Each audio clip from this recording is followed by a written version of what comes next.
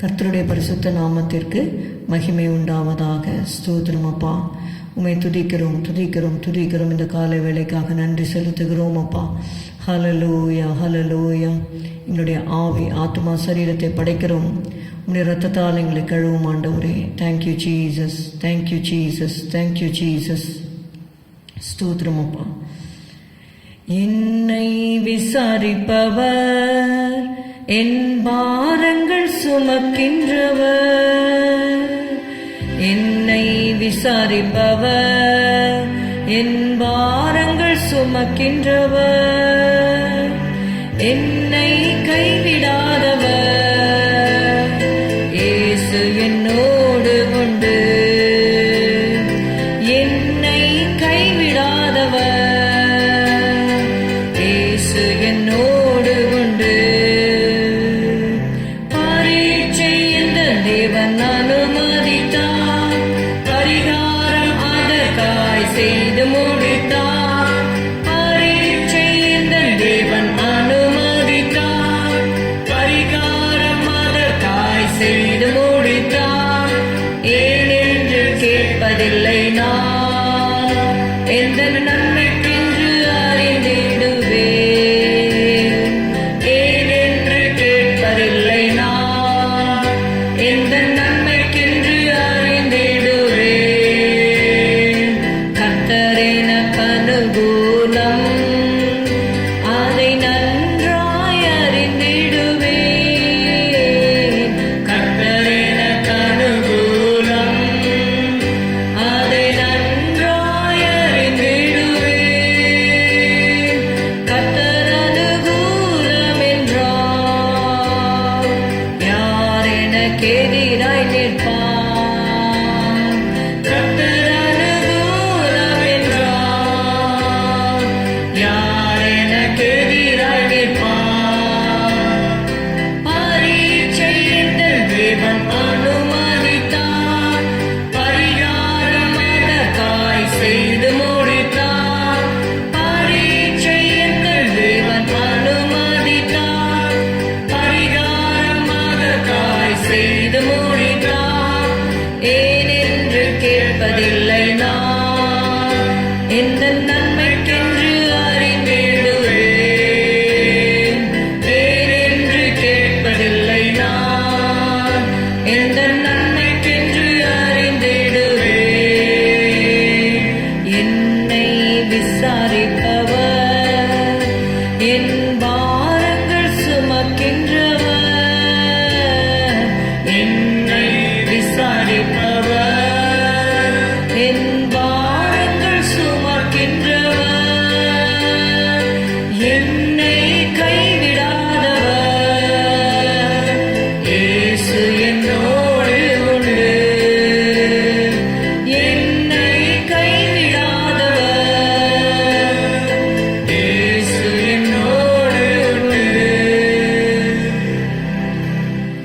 ரோமர் 8வது அதிகாரம் 31வது வசனம். Let's turn our Bibles to Romans chapter 8 and verse 31. இவைகளை குறித்து நாம் என்ன சொல்லுவோம்? தேவன் நம்முடைய பட்சத்தில் இருந்தால் நமக்கு விரோதமாய் இருப்பவன் யார்? What shall we then say to these things? If God be for us, who can be against us? Amen. If God be for us, who can be against us? சங்கீதம் 118 6-7 வசனத்திலே நாம் வாசிக்கிறோம். கர்த்தர் என் பட்சத்தில் இருக்கிறார், நான் பயப்படேன். மனுஷன் எனக்கு என்ன செய்வான்? எனக்கு அனுகூலம் பண்ணுகிறவர்கள் நடுவில் கர்த்தர் என் பட்சத்தில் இருக்கிறார். என் சத்துருக்களில் சரி கட்டுதலை காண்பேன். The Lord is on my side, I will not fear. What can man do unto me? The Lord taketh my part with them that help me. Therefore shall I see my desire upon them that hate me. ஆமென். இங்க பார்க்கிறோம், கர்த்தர் நம்மை விசாரிக்கிறவர் மாத்திரமல்ல, அவர் நம்முடைய பட்சத்தில் இருந்து நமக்காக செயல்படுகிறவராக இருக்கிறார். ரோமரில் நம்ம வாசித்தோம், அப்போஸ்தலனாகிய பவுல் சொல்லுகிறார், தேவன் நம்முடைய பட்சத்தில் இருந்தால் நமக்கு விரோதமாய் இருப்பவன் யார்? சங்கீதக்காரன் சொல்லுகிறார், கர்த்தரின் பட்சத்தில் இருக்கிறார், நான் பயப்படேன். எனக்கு அனுகூலம் பண்ணுகிறவர்கள் நடுவில் கர்த்தர் என் பட்சத்தில் இருக்கிறார் என்று சொல்லி நாம் வாசிக்கிறோம். கர்த்தர் நம்முடைய பட்சத்தில் இருக்கும் பொழுது நமக்கு அவர் என்ன செய்வார் என்கிற 2 காரியங்களை இந்த நாளில் பார்க்கலாம். எசேக்கியேல் 36:9. Let's turn to Ezekiel chapter 36 and verse 9. இதோ நான் உங்கள் பட்சத்திலிருந்து உங்களை கண்ணோக்குவேன், நீங்கள் பண்படுத்தப்பட்டு விதைக்கப்படுவீர்கள். For behold, I am for you, and I will turn unto you, and ye shall be tilled and sown. You shall be tilled and sown. இதற்கு முன்பாக பார்த்தோன்னா அவங்க விதைப்பு இல்லாமல் தனித்து விடப்பட்ட ஒரு சூழ்நிலையிலே காணப்படுகிறார்கள். ஆண்டவர் சொல்றாரு, நான் உங்கள் பட்சத்திலிருந்து உங்களை கண்ணோக்கும் பொழுது நீங்கள் பண்படுத்தப்பட்டு விதைக்கப்படுவீர்கள். Now my face shall be towards you and you shall prosper and be fruitful. நான் உங்களை கண்ணோக்குவேன் என்று சொல்லும் பொழுது நாம் எதை அறிந்து கொள்கிறோம்? God says, now my face shall be towards you. என்னுடைய முகத்தை, அதாவது நான் உங்கள் பட்சத்திலிருந்து உங்களை கண்ணோக்குவேன். அதை ஆங்கில வேதாங்கமத்தில் ஒரு டிரான்ஸ்லேஷனில் we read like this, now my face shall be towards you and you shall prosper and be fruitful. You shall prosper and be fruitful. The desert land will be repopulated. அதை தான் 10ஆம் வசனத்திலே ஹல்லேலூயா 10ஆம் வசனத்திலே நாம் பார்க்கிறோம், நான் உங்கள் மேல் இஸ்ரவேல் வம்சமாகிய மனுஷர் யாவரையும் வர்த்திக்க பண்ணுவேன், பட்டணங்கள் குடியேற்றப்படும், அவாந்தரமான ஸ்தலங்கள் கட்டப்படும். Let's read 10th verse of 26. And I will multiply men upon you, all the house of Israel, even all of it, and the cities shall be inhabited, and the ways shall be builded. ஆமென். கர்த்தர் ஆத்துமாக்களை இந்த வருடத்திலே நமக்கு தருவாராக. உன் ஜீவனுக்கு ஈடாக ஜனங்களை கொடுப்பேன் என்று ஆண்டவர் வாக்கு பண்ணியிருக்கிறார். நீங்கள் பண்படுத்தப்பட்டு விதைக்கப்படுவீர்கள். அப்பொழுது என்ன ஆகும்னா, God will look toward us, we shall prosper and be fruitful. நான் உங்கள் மேல் இஸ்ரவேல் வம்சமாகிய மனுஷர் யாவரையும் வர்த்திக்க பண்ணுவேன். I will give you souls, says the Lord. இது முதலாவது காரியம். கர்த்தர் நம்முடைய பட்சத்தில் இருக்கும் பொழுது அவர் நம்மேல் கண்ணோக்கமாக இருந்து நம்மை வர்த்திக்க பண்ணுகிறார். இரண்டாவது, ரூத் 2வது அதிகாரம் 13வது வசனம். Let's turn to Ruth chapter 2 and verse 13. அதற்கு அவள், என் ஆண்டவனே, உம்முடைய கண்களில் எனக்கு தயை கிடைக்க வேண்டும். நான் உம்முடைய வேலைக்காரிகளில் ஒருத்திக்கும் சமானமாய் இராவிட்டாலும் நீர் எனக்கு ஆறுதல் சொல்லி உம்முடைய அடியாளோட பட்சமாய் பேசினீரே என்றாள். Then she said, let me find favor in thy sight, my Lord, for that thou hast comforted me, and for that thou hast spoken friendly unto thine handmaid, though I be not like unto one of thine handmaidens. Amen. இரண்டாவதாக தேவன் செய்கிற காரியம், Boaz, he is compared to the Lord Jesus Christ.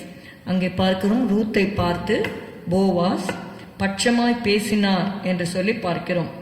நீர் எனக்கு ஆறுதல் சொல்லி உம்முடைய அடியாளோடே பட்சமாய் பேசினீரே.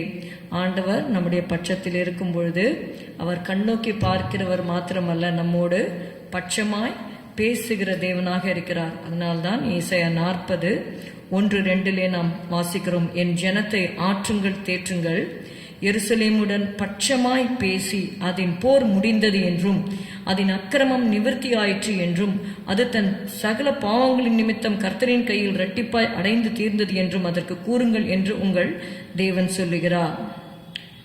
Comfort ye, my people, saith your God. Speak ye comfortably to Jerusalem, and Amen. Cry unto her, that her warfare is accomplished, that her iniquity is pardoned, for she hath received of the Lord's hand double for all her sins. Amen.